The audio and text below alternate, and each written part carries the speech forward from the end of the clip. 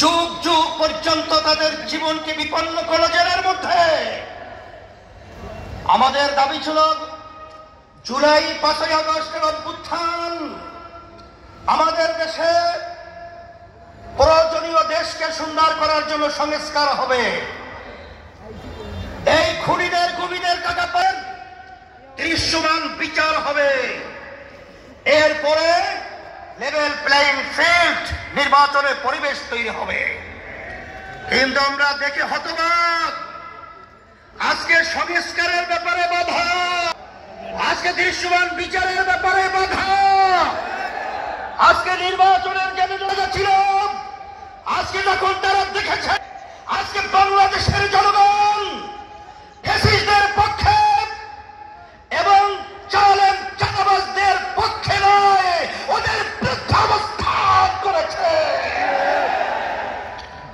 এখন ওরা পাগল হয়ে গেছে আজকে নির্বাচনকে আবার পিছাবার জন্যে।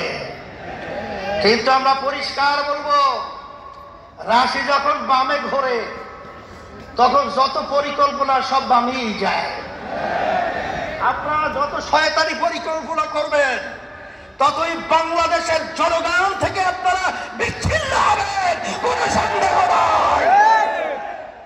তবে আমি পরিষ্কার ভাবে বলেছি, আজকেও বলছি, আমরা 53 বছর আমাদেরকে যারা জিম্মি করে রেখেছিল, আল্লাহ রাব্বুল আলামিন জিম্মির হাত থেকে আমাদেরকে 5ই আগস্ট আমাদেরকে স্বাধীনতা দান করেছেন। এই স্বাধীনতার ফসল যারা আমরা দেশ প্রেমিক রয়েছি, যারা মানবতা প্রেমিক রয়েছি, যদি আমরা বুঝতে ভুল করি, ব্যর্থ হই, যখন ইতিহাস আমাদের প্রজন্ম লিখবে তখন কলঙ্কজনক ইতিহাস আমাদের জন্য লিখবে।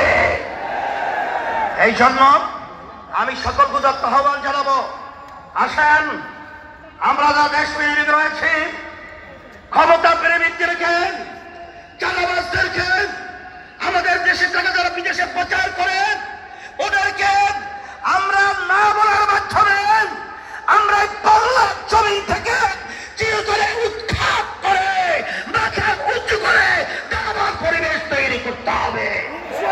সেই হিসাবে আপনারা রোদের মধ্যে আজকে কষ্ট করে উপস্থিত হওয়ার জন্য আমি আমাদের সকলের পক্ষ থেকে উদাত্ত আবার ধন্যবাদ জানাচ্ছি এবং সেই দিন সেই সময়ের অপেক্ষা রয়েছি যেদিন এই বাংলাদেশে আবার সোনালী সূর্য উদিত হবে এবং ফেসিবাদ নিবাদ যাবে, চাঁদাবাদ নিবাদ যাবে, খুনিরা নিবাদ যাবে, দেশপ্রেমিকরা বিজয় লাভ করবে। সকলকে ধন্যবাদ জানিয়ে আমি আমার আলোচনা শেষ করছি। ওয়া আখিরু দাওয়ানা আলহামদুলিল্লাহ।